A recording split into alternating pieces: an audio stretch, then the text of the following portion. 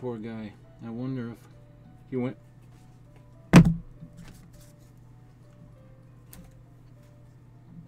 Greetings, everybody.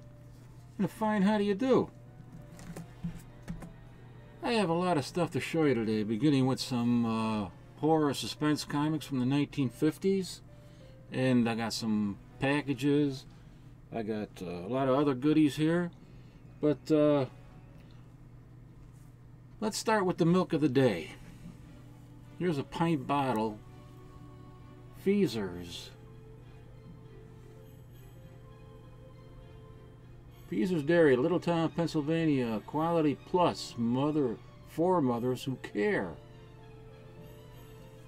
And on the flip side, I don't know how well you can see that. Probably not so well. But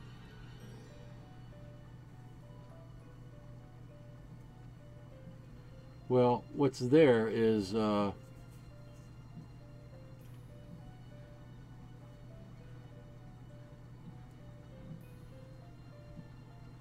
filling station for young Fry.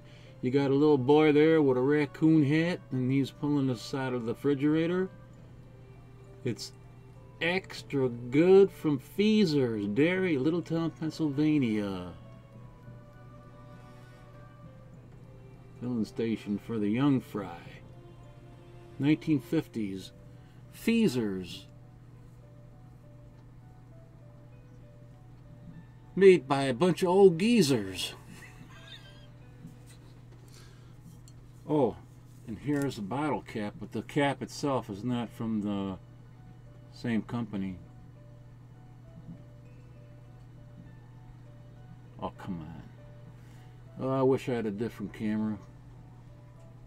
Well, you get the gist.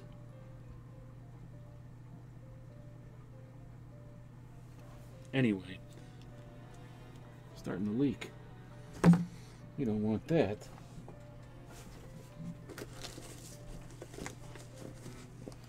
So, I hope everybody's getting ready for Halloween. I know I am. I said that in the last video. Well, let's see what we got here. I got stuff all over the place here. Well, I pulled this out. I don't think I've ever shown you this before. This is a Witch's Tales from Harvey Comics from 1952.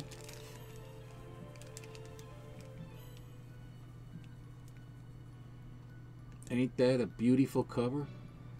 I think the cover is by Bob Powell. Bob Powell, he also did the Mars Attack cards artwork along with, or some of them, along with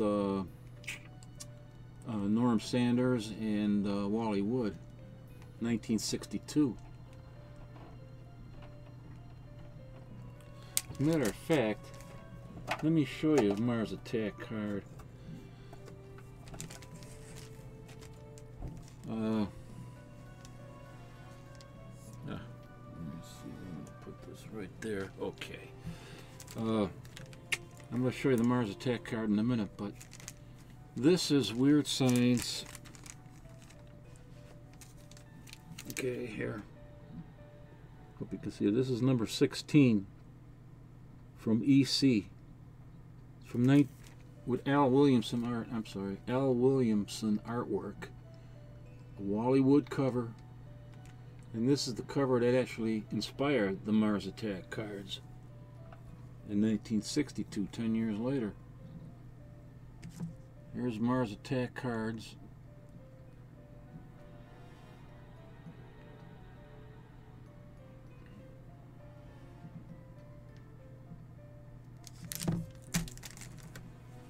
Let me see if I can, this will work. I guess not.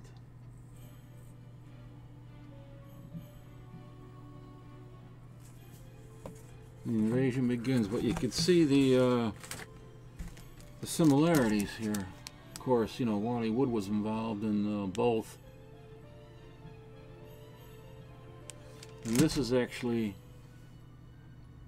the first card in the set, but this is a reprint, the Topps reprint from, gosh, Well, let me see if it says it here. I think 2012.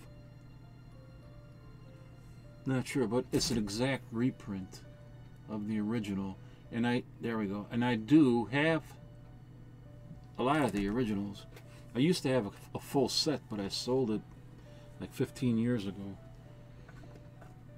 I wish I hadn't have sold it now, but it doesn't matter. So there you go. This is just a beautiful cover once again. Wally Wood cover, Al Williamson artwork on the interior. I don't know how much of the artwork on the interior. There's probably others working on the interior, but I remember Al Williamson in this puppy, Weird Science number 16. Next, I got something of a... Excuse me. I got webbing all over the place. And everything I touch has got webbing, and it gets in my mouth. Jungle Action, the original Jungle Action number 1. Atlas Marvel Comics from oh my god, what year was it?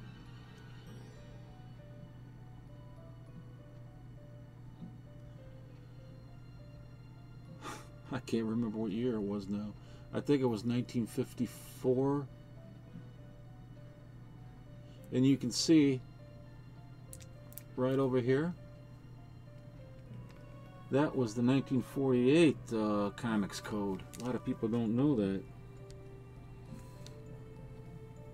That the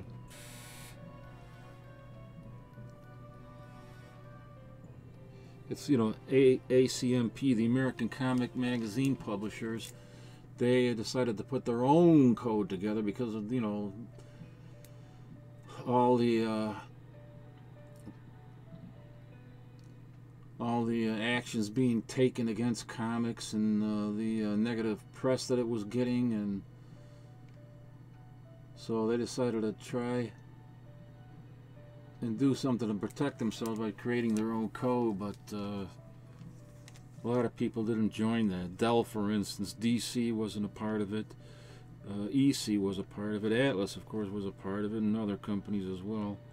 But this Jungle Action number 1 has, it's a key issue, has all these first appearances in it.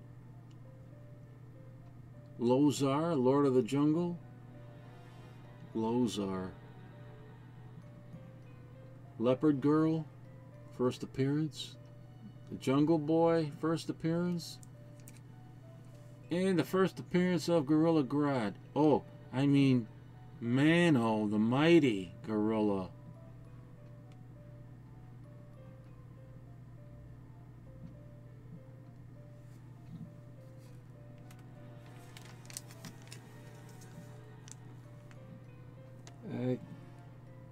Let's see. Oh, it was Manly.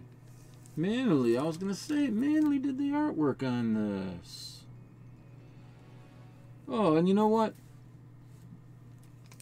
When I accidentally put that damn candle in my mouth, I was reading something about Manly. You know, he died in 1958 when he fell between... Well, he got out of the... out of one of the train cars, and he was in between the train cars, and I guess he wanted to get some air, and then he fell in between the cars, and you know, he died. That was the end of that. And but you know, there's been some speculation that maybe he committed suicide, but I don't think that that's kind of warranted, because the reason, you know, some scholars are saying that is because 1957 Atlas was having a lot of problems. They were losing sales. They lost their distributor. Martin Goodman had to get a new distributor.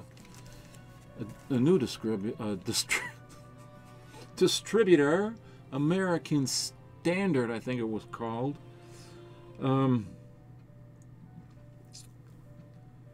But then that company went out of business, and then now he didn't have anybody to distribute the comics that, you know, that weren't selling that well anyway, and he ordered Stan Lee to fire everybody, and that's one of the hardest things that Stan Lee, always said, is one of the hardest things he had to do.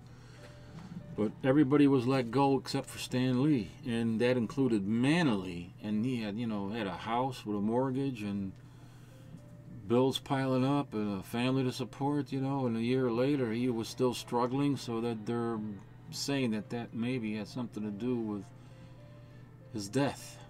But he had been drinking the day that he died in the summer of 1958, a year later after he was fired from Marvel, Atlas. So Manley did the cover here.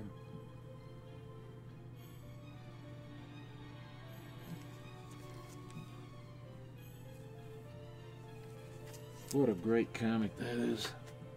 Let's see, what else do we got? Oh, look at this. I showed this one before. A long time ago. I don't know who did the cover on this. Jack Kirby, I think. Oh, here, I'm sorry. Strange Worlds #1. Tales of the Strangest Worlds of All. This is a Kirby cover, and the interiors are by, if I remember correctly, all Kirby and Ditko.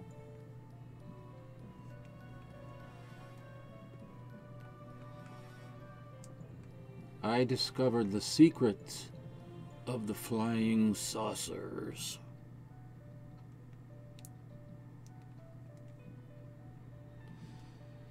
This was actually, it's an Atlas comic, but Martin Goodman published it under a different imprint. I think Mantis imprint. That was part of the one of the many imprints that they had, including Marvel was also an imprint.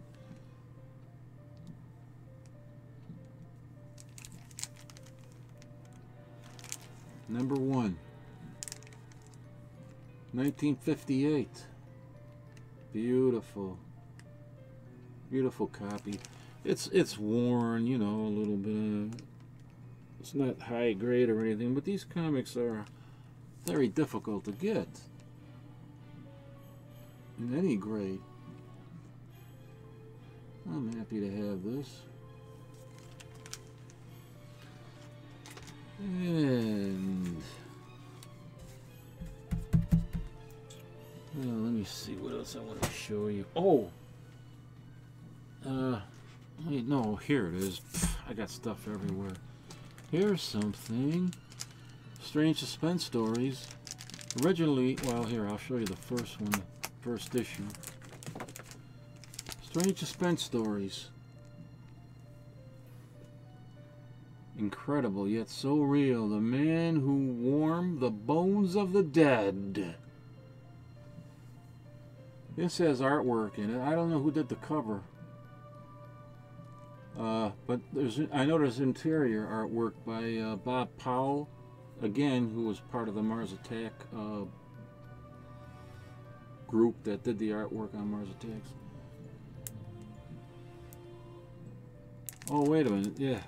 I think this is, now I think I remember, was Shelley Moldoff did the cover. Right. It was Shelley Moldoff. It's not signed, but it's Shelley Moldoff.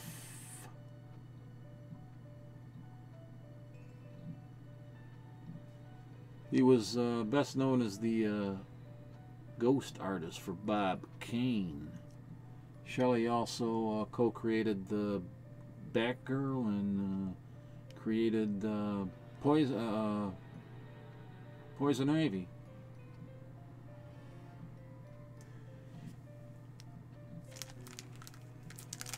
Shelley Moldoff cover, beautiful. And this is a Fawcett publication, the first issue, and then it was taken over. I forget what issue was taken over by Charlton Comics, and this is Strange Suspense Stories #21, a lower grade copy. What a nice cover. Woman in Pearl. Look at that guy. He's using a hammer and he's pounding on her fingers to make her drop in an alligator pit. It doesn't show me any signature on the cover. I don't remember who did the cover. I know that Joe Shuster of Superman fame, you know, did some artwork in here. But the cover, just don't know. It's got a little crease going across the bottom of that. But still a very nice cover.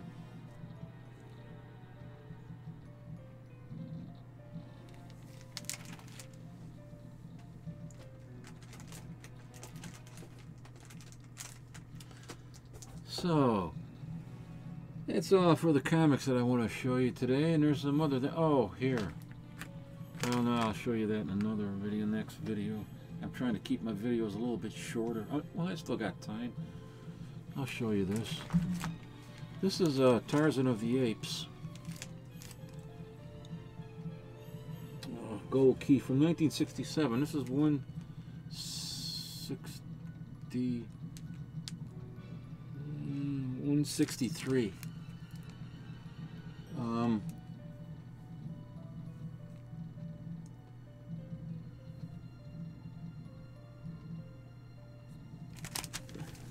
Signed by Ross Manning. I think Ross Manning did the cover.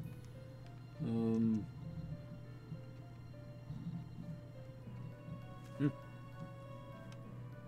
pretty sure. I know he did interior artwork. He probably did this cover. He did a lot of the Tarzan covers, but it's a painted cover. Ross Manning penciled it, and then it was colored, painted by George Wilson. George Wilson, the artist, not George Wilson from Dennis the Menace.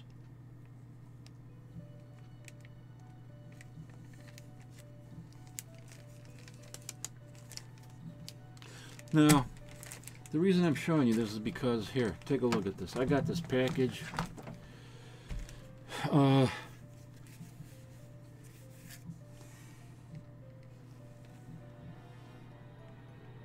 See how it's kind of warped? It's bent.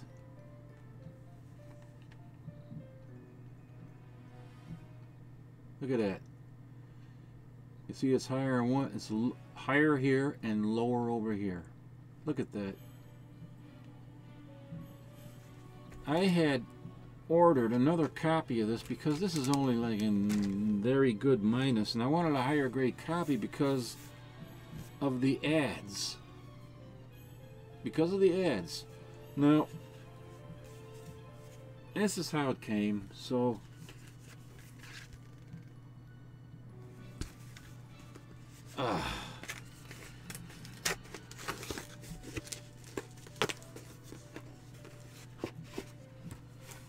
I'm gonna pull it out of there. And look at this. There's no added protection in there at all. It's just slipped right.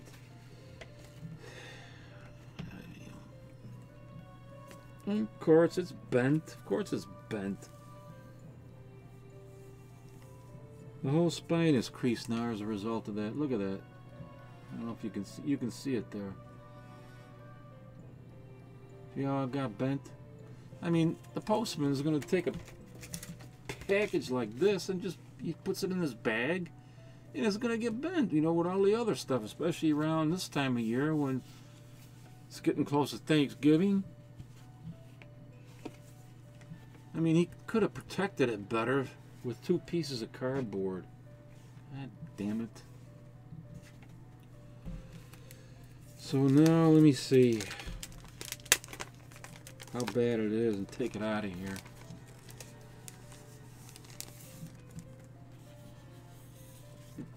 Oh, here, look at the backer board.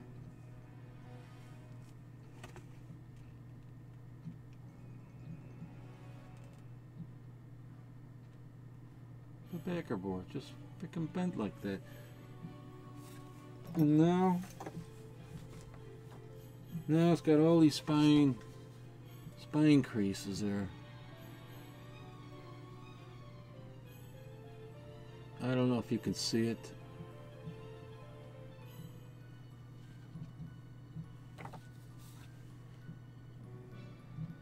There, you can see some of it right there.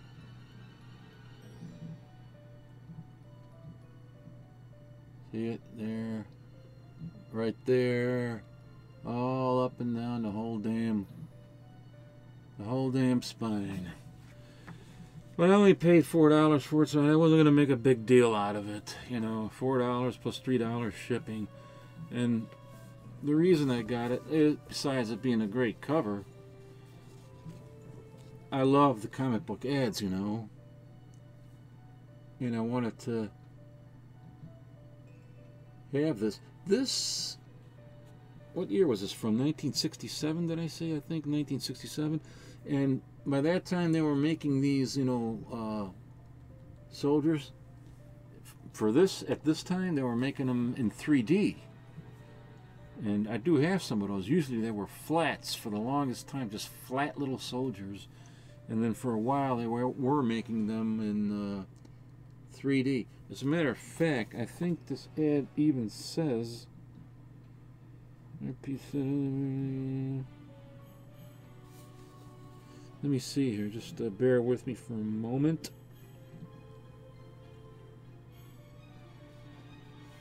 I could have sworn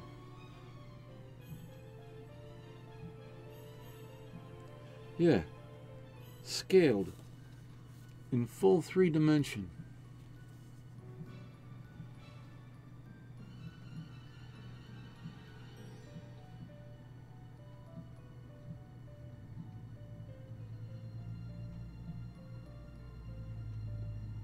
You can read it up there. Scaled. Full 3-dimension. Now, that's one ad. Then here, the man from Uncle, a pinup of David McCallum. David McCallum, the man from Uncle. And over here, a color version of the infamous Polaris sub.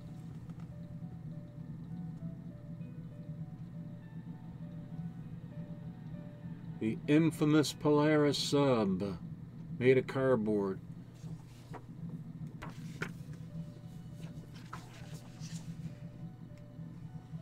And what else was there? There was something else in here that I found rather interesting.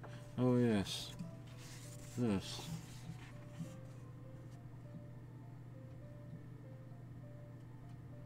It's Mr. Candyman.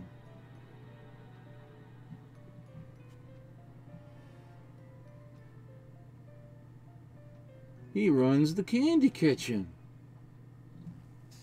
I'll bet he does.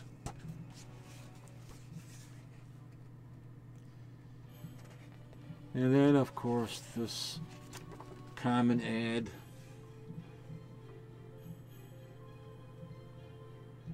With the infamous X-ray specs.